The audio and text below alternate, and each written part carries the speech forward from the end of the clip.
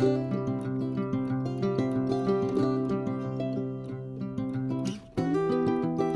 guys, welcome back to Mojo Homestead. I realized after we put our video up this weekend that we never showed the finished project. So here it is. I wanted to bring you guys out here to show you the new flower bed and split rail fence. We are really happy with the way that it came out and excited to see these kiwi grow. Hey dude, are you excited to see these kiwi grow?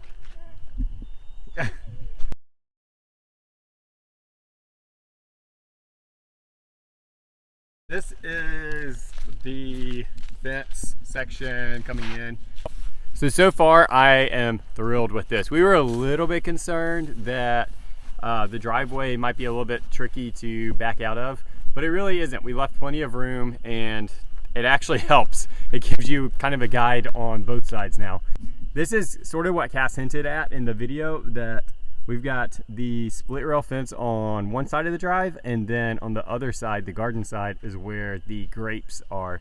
And so when the kiwi really start to fill in and the grapes get their leaves on them, it's going to create almost just this green border, I guess, along the driveways that will lead you in on the property. So just really nice. I'm excited about it. Already it really is very aesthetic looking. So, and then on top of that, all of the flowers that will be in this area. But right now I just am getting home and we're gonna go feed our animals and stuff like that. On that topic, I wanted to talk to you about what we have started supplementing with to save food cost for our animals. Jesse Bickley over at Willowbrook Homestead has a friend who owns a local brewery, and he's been getting spent grain. He actually did a video on this when he started getting it, and I contacted him after he did that and was like, hey, are you gonna have any extra, because we might be interested in it? And he does. So we just got our first load from him, and I want to show you guys how we're using it and what animals we are supplementing their feed. The goats are one. So what we do with our goats is only the adults, not the kids. The kids are too young to have any kind of grain right now, but the goats get grain on the stand in the morning and in the evening. But during the day, we normally give them a little bit more just to help up that milk supply. But instead of giving them their grain, we're now giving them the spent grain during the day. So that's what they're getting. Now they'll eat it, but they're not like in love with it. But they will kind of munch on it and stuff like that. So what is great about it is it's really high in protein. Now it doesn't have like the full nutritional value, so you can't just absolutely 100% substitute any animal's food with the spent grain, even though it's free.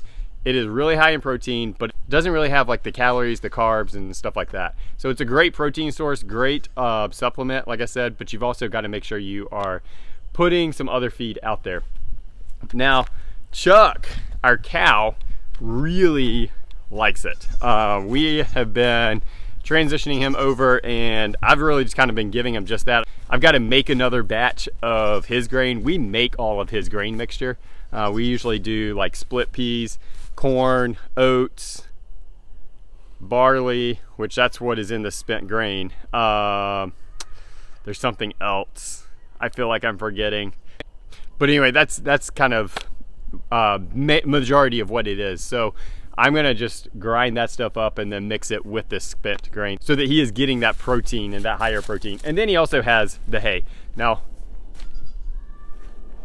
well, I do need to go in there and clean it out, but Chuck is doing good. We haven't been doing much on him. Hey, Chuck. Hey, dude. Yeah.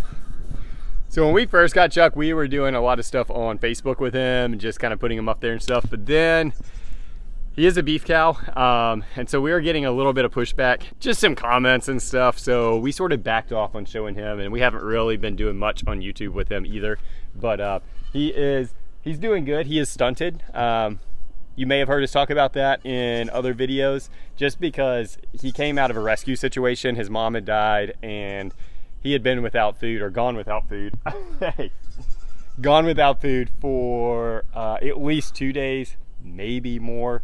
And then just us being new to it, it was one of our beginner mistakes. We found out later that we actually probably weren't giving him enough milk once we got him transitioned over to the bottle. So all of that combined has stunted him, but we are gonna still plan on going through with the plan, and we will probably just not get quite as much meat off of him. So I'm gonna go grab his bucket and get him some grain. He gets super excited when he gets it. Hey dude.